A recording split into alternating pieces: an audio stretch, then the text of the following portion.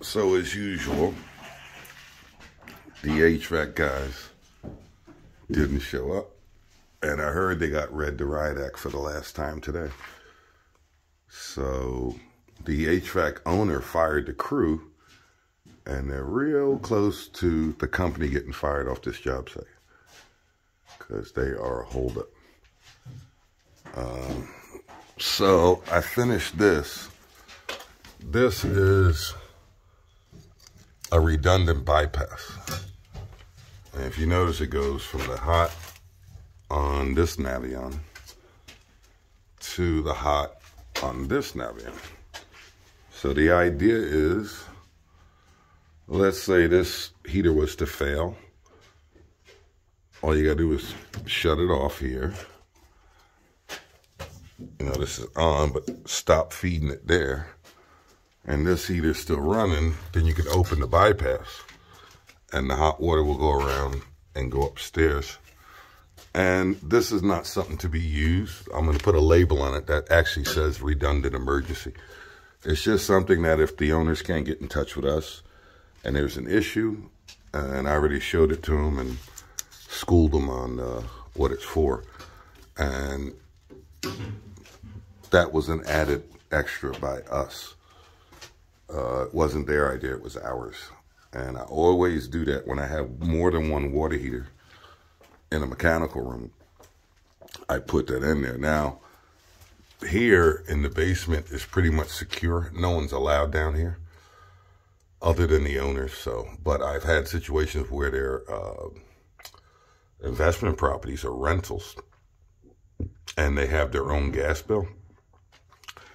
And people figure out what's up. They'll come down here and turn their heat off, open this, and get free hot water. So in that case, I've done this, but I'll lock it in a box, or I'll get a valve with a key on it, some kind of keyway that doesn't make it easy. Usually locking it up behind the ceiling in a box is the best way. If it's out of sight, it's out of mind. So that's what the purpose of this is. I call it redundant bypass. So we're gonna label that too. So that was done. What else? So there, and then we came out with the hot. This is the first and second floor. So this Navion is going to supply hot water to the first and second floor. It does not have recirc. So it goes up. I'm going to put a bracket there. We transition there to PEX. Let me show you where it goes. And then it comes around here. I'm about at the limit on this turn. If you look at it, it's pretty wide. I will probably loosen this up and give myself a little play. And then it goes this way. And then I notice that I got this going on.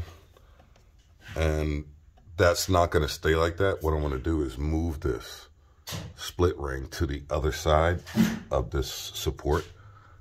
Because you know, over time, this will definitely rub a hole through the PEX. So we're going to move this bracket. You'll probably see that in a later video. So there you go. It's marked first, second for this one. And it goes over. And it goes over. And it's this one, which is first, second. And it goes over. And this is a nice sweeping turn. And then it goes through this wall. So now it's not really a disadvantage, it's like an extra step. This I cleared, which was what I was worried about, was clearing a path for these guys. So I'm gonna make that, this one goes down here to the ejector. That's the ejector vent, the can vent I call it. And this one is gonna go all the way across and serve as a vent for that bathroom. The other thing that missed was here. There's another pipe coming through that empty hole. Yeah, so since I had to drill so low in the joist, what this does creates an extra step. So what's going to happen is all these have to be plated, strike plates or nail plates or whatever you want to call them, because they're too close to the edge. They put sheetrock up down here, guaranteed that a screw will go right through into that. So these are going to be plated. You'll see that in a later video as well. So there you go. And we ran out of 3/4 red PEX right as I was hitting the valve for the kitchen. So we'll show you that in the next video. See ya.